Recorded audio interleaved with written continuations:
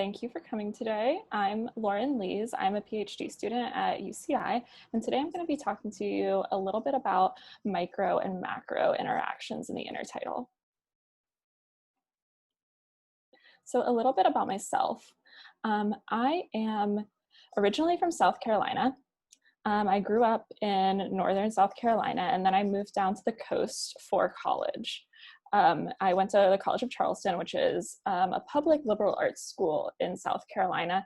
And I like to think I had a really interesting education there. I actually started out as a business minor, and eventually I decided that business classes weren't that great, but I had already taken a bunch of economics. And so I transitioned to a minor in environmental studies. And that really got me interested in science and policy. And like I said, I kind of had this untraditional route. I started out in biochem thinking that I wanted to go directly into industry. I ended up hating it. I transitioned to marine biology, where I fell in love with invasive seaweed.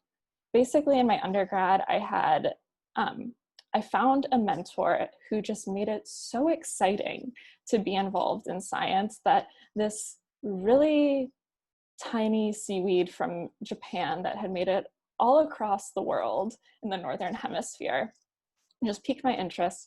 And by the end of my college experience, I ended up publishing my undergraduate thesis, which I thought was super cool and was something that I had never planned on doing when I entered college.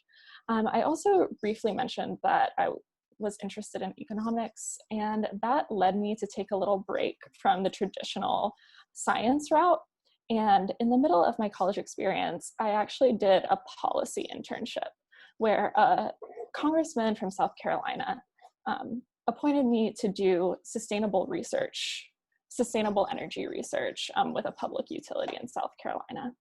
And that really gave me some hands-on experience with policy that I've been really thankful for in my PhD, because I do want to go on to do some science policy work. And you'll see that a little bit when I talk more about what I'm actually doing. But after graduation, I still really didn't know what I wanted to do. And I got my first job as a lab tech at the USDA vegetable laboratory. And if you can see these photos up here, it's nothing too special. I basically worked with a weed scientist who, and that's herbicide scientist, who we basically just researched the efficacy of different weed control methods. But then I got a really interesting email from my oceanography professor from college, and he said, "Hey, I've got a cool job opportunity for you. If you're interested, let me know. It involves some travel, but nothing too intense. Let me know." Well, I did it, and I ended up going to Antarctica for 3 months. And it was the best time of my life, and it was a key experience in me actually understanding what I wanted to do in my life. On this trip, we basically spent 3 months sailing around on an NSF vessel, and we were specifically studying the co-limitation of iron and B12 in the Southern Ocean. So basically, we know that iron is a really important limiting factor in a lot of phytoplankton productivity. But what we didn't know is that there's some sort of co-limiting factor, especially as we're seeing these different oceanographic changes that happen as climate change progresses. And so we thought that maybe it could be vitamin B12, because in the Southern Ocean, it's really only produced by bacteria, and maybe there's some sort of shift going on where we're not seeing the productivity and the blooms that we might see later. And this focus on microbial productivity and phytoplankton productivity is kind of what made me switch in the direction of microbial ecology when I did my PhD. And so you might be thinking like, okay, so macroalgal ecology, how did you end up here? Like you're from the East Coast, you did oceanography, and now you're gonna tell me about tide pools? Yes, because it really made me think that oceanographers they're just so in tune with all of the processes that microbes do and how important they are in structuring our ecosystem. But typically when we look at intertidal biodiversity studies, we lack this important concept of microbial diversity and how that impacts the overall biodiversity of the system. So if you think about a coastal biodiversity survey, you're usually going to look at seaweeds, macroalgae, some invertebrates, and maybe some fish if you're down in the subtidal range. But you're not really going to focus on coastal microbes. And I'm here to look at it a little bit differently. My first way that I did this was for my first chapter in my PhD. So if we look at these two tide pools, and these are my two study sites, Bodega Marine Lab, which is the UC Davis Marine Lab just north of San Francisco, and then Corona del Mar, which is an MPA down here in Orange County where I am. So Bodega Marine Lab, they have really high nutrient conditions, pretty low temperatures. If you go to the tide pools, you're gonna see lots of invertebrates, mostly snails, chitons, some sea stars as you see here, but still you're gonna find some pretty good patches of macroalgae in those tide pools. Whereas if you go down to this beach in Orange County and you go tide pooling, there's not gonna be a lot of nutrients in the tide pools. You're gonna find really high temperatures, especially right now. These tide pools can get up to like 30 degrees C. And you're still gonna find a lot of inverts, but there's little to no macroalgae. So it's kind of got you thinking, okay, so there's still a lot of biodiversity here, but there's no macroalgae to really produce all of this oxygen in these tide pools. What's the foundation for these snails and these little guys, and how are they interacting with the microbial conditions actually on the rocks? And that leads me to my major questions.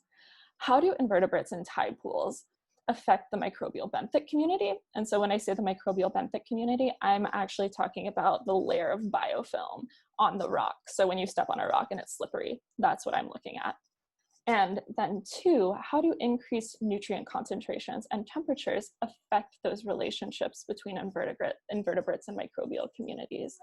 And so I'm really looking at manipulating those physical conditions that I mentioned that differ between those northern and that southern sites. So this is my experimental setup. I did this last summer. So this is up in the Bodega Marine Lab. Here we have two tiles, and these tiles are travertine tiles. We specifically chose them to mimic the composition of the rocks in the tide pools.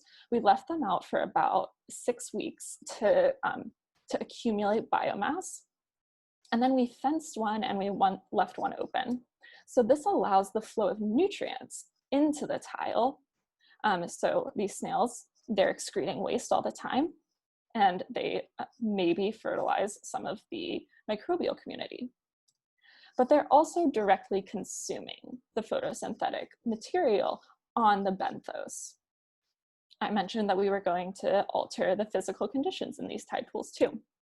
Well, we altered it with this heating box. So this box holds batteries, and this battery is connected to this little heating element here. It's programmed to run on every low tide. We change the batteries daily, and it increases the temperature of the pool by 2 degrees C every low tide.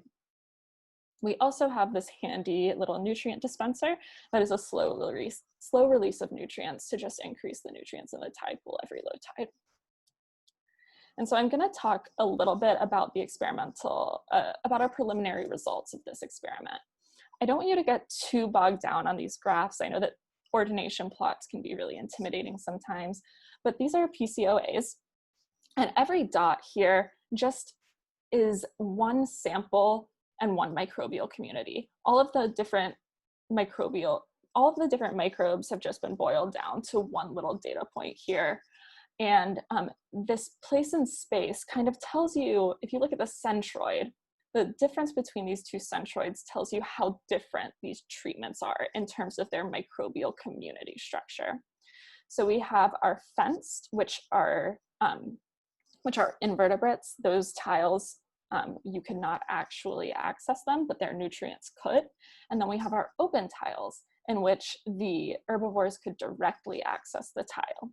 And the major takeaways that I want you to take away from this study is that community composition differed more when herbivores could directly access the tile than when they were removed. So that means that either consuming the material has a big effect on the actual structure of the community, or maybe even that the slime trails that the snails leave has a really big impact on the microbial community of the tide pool. Furthermore, we see that nutrient treatment alters community structure the most out of anything. And that's what I'm going to be focusing on for the rest of my talk, is really nutrients, nutrients, nutrients, because I love how microbes can just handle all different forms of nutrients so differently. We're going to take a big swing now to what I'm going to study when I'm out at Catalina, and that's kelp. I'm obsessed with kelp. If you knew me when I was back east, you would know that I talked about kelp all the time and how I was sad that we didn't have any out there. But I'm really excited to learn more about it and to study it. And specifically, the reason I'm interested in kelp is all of these services that kelp provides to us. It sequesters carbon, it protects our shorelines. I'm sure if you've taken a general bio class or maybe an ecology class and you learn about keystone predators and foundation species, you've learned how important kelp is in structuring a healthy ecosystem off of California shores. But what I'm most interested about kelp is its ability to take up various nitrogen sources. We're going to talk a little bit about Southern California and nitrogen here. So it's been long thought that nitrogen in California and along the California coast, that anthropogenic nitrogen sources, so effluent and runoff, were relatively unimportant compared to upwelling in California. But when you think about it, California is home to over 20 million people. The wastewater effluent has no regulations on nitrogen concentrations, and runoff, I think if you've been to an urban beach, you know that runoff is kind of a big deal. And so this cool paper by Howard et al. In 2014 looked at the effect of nitrogen pollution on a regional scale. And as you can see on a regional scale, the effects of effluent were almost equal to that of upwelling. And so there's this large input of nitrogen into these sources that you wouldn't normally see. And why do we care about this? It's because that excess nitrogen is a major factor in a lot of harmful algal blooms. If you've heard about red tides or HABs, you know that it can really decimate healthy habitats. And it can even make a lot of seafood harmful to eat, and it can smell bad. It has detrimental impacts. But what can kelp do about it? Kelp can do a lot. So we know that kelps readily take up and assimilate ammonium and nitrate. But what's really cool is that they've recently been shown to actually utilize some organic forms of nitrogen as well. And you saw that organic nitrogen wasn't a huge part of the input into our Southern California bite, but it's still substantial and it varies seasonally. So this complex molecule, we haven't been able to find out how kelps can break this down. And it's often been hypothesized that it's actually microbially mediated. So that means that either the microbes in the seawater surrounding the kelp or the actual microbes that colonize on the kelp blade are helping this kelp to break down this really complex organic molecule into a usable form of nitrogen. This leads me to three major questions when I'm talking about kelp and nitrogen. One, what roles do kelp-associated microbes play in mediating nitrogen cycling in kelp beds? And here I'm specifically talking about the microbes that live on the kelp blade. Two, do the microbes of kelps differ between marine protected areas and non-marine protected areas along a gradient of nitrogen pollution in the Southern California bite? If you know about marine protected areas, you know that there are specific regulations and limitations to what can go on there. But I'm wondering how that actually affects the flow of nitrogen pollution, if it does at all, and if the regulations actually change the microbial biofilm that you find on the kelp, making it either easier to uptake nitrogen or harder to uptake nitrogen. And finally, is there a signature epiphytic microbial community associated with higher levels of nitrogen in kelp beds. And so when I say epiphytic, again, I'm specifically referring to the microbes on the kelp blade. I plan to test this by breaking my sample sites down into 3 regions. And like I said, I'm interested in this comparison between MPA and non-MPA. So my 3 regions are the front side of Catalina, which is still getting exposed to nitrogen pollution from the mainland, and the back side of Catalina, which is as close as we're going to get to a clean nitrogen pollution site. It's relatively free of nitrogen pollution based on my talks with Martha Sutula at the Southern California Coastal Water Research Project, excuse me. And finally, the mainland. This is where I'm expected to find the most heavily nitrogen polluted areas. I'm also going to work with 2 different species of kelp. You're probably familiar with Macrocystis or giant kelp, as it's found everywhere. I've never been out to see the Macrocystis at Catalina personally, but I've heard it's absolutely beautiful. It's very fast growing, and in order to keep up with that fast growth rate, it needs a lot of nutrients, and that means a lot of nitrogen. But I'm also really interested in this other species called Ecology arborea, otherwise known as the southern sea palm, and it was recently reclassified from Asamia, if you're more familiar with that. But it's found further up in the tidal elevation, so it's really right there on the edge of subtidal and intertidal. And and they operate in different niches, and they are exposed to different sources of nitrogen pollution. So I'm really interested to see, one, how their microbiomes differ just in the same site from each other, but also how it changes between different levels of nitrogen pollution.